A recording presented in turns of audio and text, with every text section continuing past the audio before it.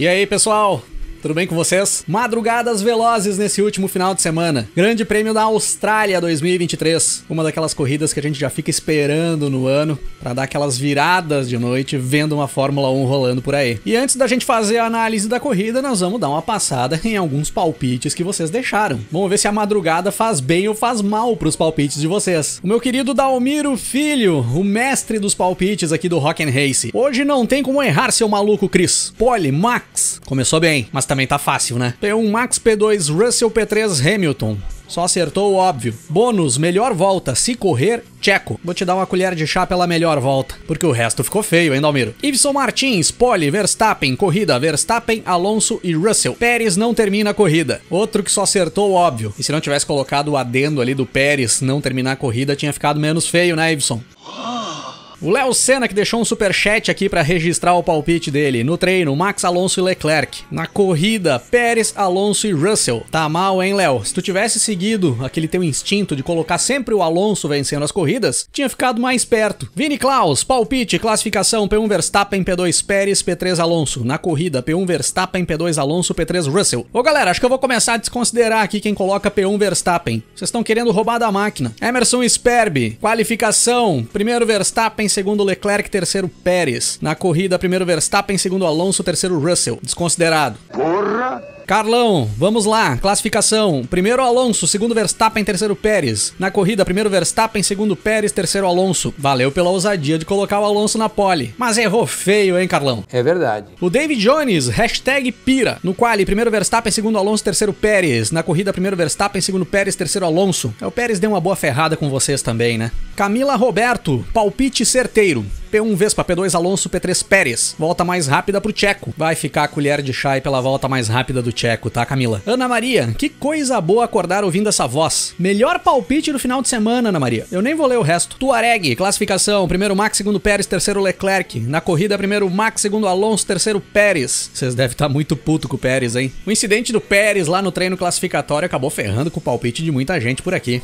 E sinceramente, não tem como não colocar ou no top 3 do classificatório ou no top 3 da corrida, as duas Red Bull. Como eu disse anteriormente, se eles não tiverem problemas, se eles não tiverem incidentes, punições ou quebras, vão terminar na ponta. Mas vamos falar sobre isso aqui no decorrer da análise. O que a gente viu aí no Grande Prêmio da Austrália 2023, pessoal? Começando pelos pontos positivos. A Mercedes, após apanhar bastante nos treinos livres, os dois carros da Mercedes se colocaram no top 3 no grid de largada. Russell largando em segundo e Hamilton largando em terceiro. Dá pra dizer que eles foram os primeiros da categoria normal, porque à frente deles ficou o Max Verstappen com a Red Bull. E na corrida mais impressionante ainda, galera, foi ver as duas Mercedes ponteando a prova ali no início. O ano passado demorou pra caramba pra gente ver isso. Se eu não me engano, a gente só foi ver isso no Brasil. Lewis Hamilton fez a melhor ultrapassagem da corrida, na minha opinião, pra cima do Verstappen ainda na primeira volta, jogando o carro pra cima, atrasando a freada, deixando o Max sem espaço, tendo que segurar tudo pra não bater. Max Verstappen provando um pouco do próprio remédio, tipo de manobra que o Verstappen costuma fazer, ou pelo menos costumava, quando ele não tinha muito a perder. Agora ele aprendeu que é necessário tirar o pé e evitar colisões, e ainda fez uma choradeira depois, dizendo que essa manobra foi ilegal. Chora menos, hein, Verstappen? Não tem necessidade disso. Parabéns, Lewis Hamilton. É isso que a gente quer ver, cara. E por mais que a gente sabia que essa liderança da Mercedes não ia durar muito tempo, eles não tinham equipamento pra se manter ali na frente, foi bom ver a Mercedes por ali. Uma pena a quebra de motor do Russell, com certeza terminaria ali bem pra frente, e uma ótima segunda colocação do Lewis Hamilton.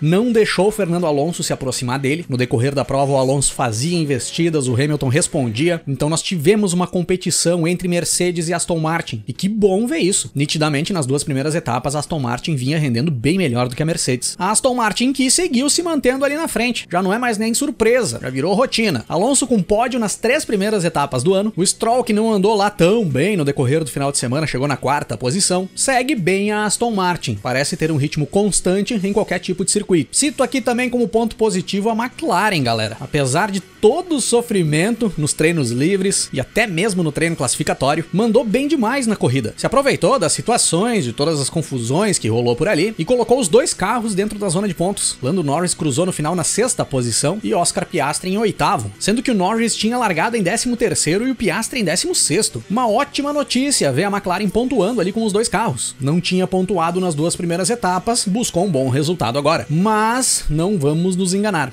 os problemas continuam na McLaren. Se tivesse sido uma corrida mais dentro da normalidade, isso não teria acontecido. Tem muita coisa para fazer ali dentro para conseguir melhorar o desempenho. Uma grande atualização no carro está prometida agora para a próxima etapa, no Azerbaijão. Vamos ficar no aguardo para ver o que vem por ali. Vale citarmos aqui também Nico Hülkenberg com a Haas passando para o Q3 no treino classificatório e cruzando a linha de chegada na 7ª posição. Chegamos a ter um cheirinho de pódio ali naquela confusão no final da corrida, na última bandeira vermelha, onde o Hülkenberg tinha se colocado na 4ª posição após todos os acidentes, e com a punição do Sainz, que estava na 3ª posição, ele poderia subir para a 4ª posição, só que a direção de prova acabou retornando às posições originais da última relargada e o Hülkenberg acabou caindo no pelotão ali para o resultado final da corrida. Mas é de se comemorar o desempenho do Hülkenberg nesse final de semana e o resultado conquistado. E o Guan Yu Zhou com a Alfa Romeo e o Tsunoda com a Alfa Tauri, os dois dentro da zona de pontos, também foi bacana de se ver. A Alfa Romeo e a Alfa Tauri que tem apanhado bastante aí nesse início de temporada. Gostaria de estar trazendo aqui Alex Albon nos pontos positivos. Passou pro Q3 no treino classificatório no sábado, largou na 8ª posição com a Williams, vinha fazendo uma corrida muito boa ali no início, mas errou sozinho, acabou batendo, uma batida forte que ocasionou a primeira bandeira vermelha na corrida e foi uma pena. Então o Albon entra aí nos pontos positivos pela questão do treino classificatório, aquele bom início de corrida, mas um erro daqueles ali sozinho não dá, né, Albon? Vamos tentar eliminar esses erros aí que a coisa vai ficar bacana. As Alpines, galera, vão direto pros pontos negativos. Mais uma vez andaram bem pra caramba nos treinos livres, no qual eles já perdem desempenho, como já tinha acontecido nas etapas anteriores, e na corrida foi mais do mesmo. O Gasly até andou ali na frente, fez algumas investidas, teve algumas disputas na pista com o Russell e com o Sainz, mas uma dificuldade absurda para conseguir ultrapassar. O Gasly andou a corrida inteira praticamente com o DRS aberto e não conseguia buscar a ultrapassagem. E aí na última relargada faz uma barbeiragem absurda, sai da pista e na hora de retornar se atira no meio do bolo e acaba dando uma balroada no companheiro de equipe, no Esteban Ocon. Tirou os 2 carros da equipe da corrida. Mal a Alpine nesse início de temporada. Red Bull, galera, segue andando bem.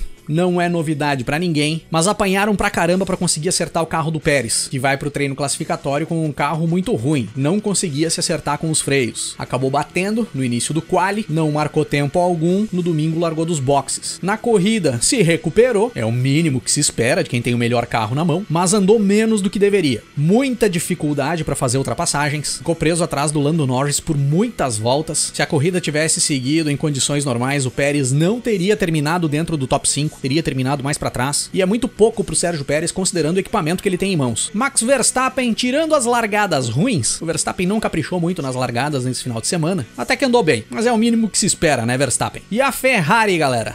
Ê, Ferrari, agora parece que piorou. Conseguiu sair zerada da Austrália. O Leclerc ficou na brita na primeira volta, após se enroscar com o Lance Stroll. O Sainz até fez uma corrida interessante, mas ficou fora da zona de pontos, por conta de uma punição no final da prova. Que fase, hein, Ferrari? E que longa fase, hein, Ferrari? Tem muito trabalho a ser feito ali dentro da equipe, principalmente no quesito organização. Precisam dar um jeito de eliminar esses azares que vêm aparecendo, que na minha opinião também entram no quesito organização, só que parece que a cada corrida o volume desse trabalho só aumenta. Eles não estão conseguindo eliminar os problemas. Parece que piorou. E no geral, galera, corrida mais ou menos. Nada de surpreendente, nem decepcionante. Tivemos algumas disputas, mas a maior parte do tempo foi uma fila. Só que a Austrália geralmente é assim, também não dá pra esperar muito. O ano passado a gente teve uma corrida mais interessante, mas também não foi muito melhor. Algumas disputas que nós tivemos ali no decorrer da prova não resultaram em nada, que eu citei agora há pouco. O Gasly passou a corrida inteira com o DRS aberto, abrindo em todas as voltas, principalmente atrás do Carlos Sainz, e não conseguia buscar ultrapassagem. Sendo que na Austrália são 4 zonas de DRS, 2 pontos de detecção, e quem passa pelo ponto de detecção em condições de abrir o DRS pode abrir nas 2 zonas seguintes. Mesmo assim, o Gasly não conseguia passar, o que nos mostra que os carros desse ano estão gerando mais turbulência que os carros do ano passado. Pelo menos é a impressão que nos passa. É bom a FIA ficar de olho nisso. E a FIA? Ah, minha FIA! Muitas bandeiras vermelhas acionadas na prova.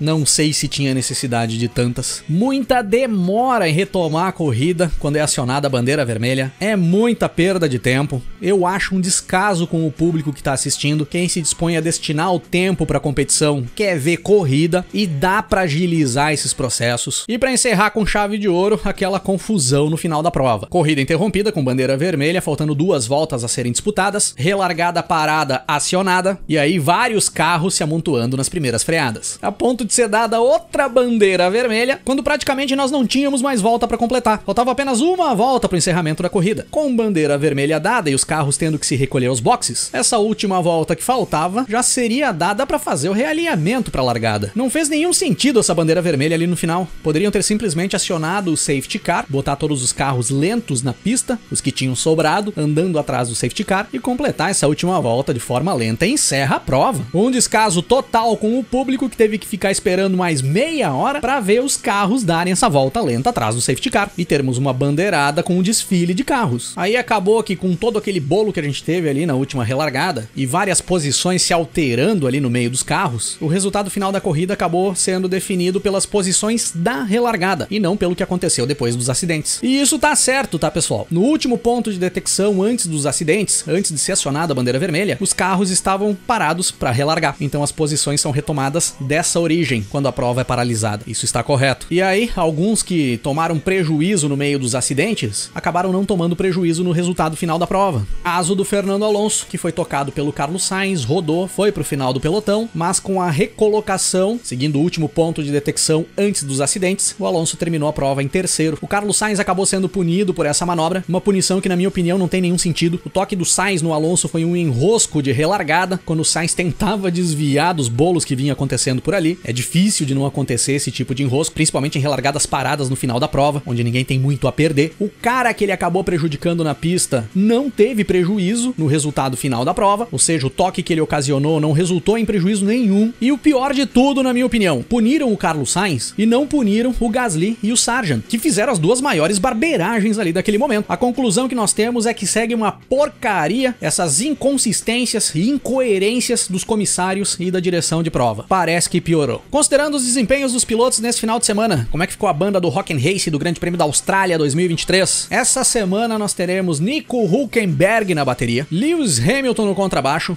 e Max Verstappen na guitarra e vocal. Terceiro power trio da temporada, pessoal. Eu vou colocar aqui nos backing vocals Lando Norris e Oscar Piastri, por terem colocado as duas McLarens na zona de pontuação e terem feito a equipe dar um salto na tabela do Mundial de Construtores. E quem vai carregar a aparelhagem nesse final de semana é a FIA. Estão merecendo se esforçar aí, enquanto pensam um pouco em algumas melhorias para essas decisões tomadas aí no decorrer das provas. E agora temos férias da Fórmula 1, galera. Corrida agora só no final de abril, dos dias 28 a 30. Grande Prêmio do Azerbaijão, em Baku. Lógico que o Rock and Race segue por aqui trazendo conteúdo. Então sigam ligados no canal, que até o final do mês nós vamos falar bastante ainda sobre o que tá rolando e o que vai rolar aí na temporada 2023. E se curtiu o vídeo, deixa o like aí pra nós, compartilha o vídeo aí com a galera, nos grupos que você participa, e nós vamos nos falando na sequência. Grande abraço pra todo mundo, até mais!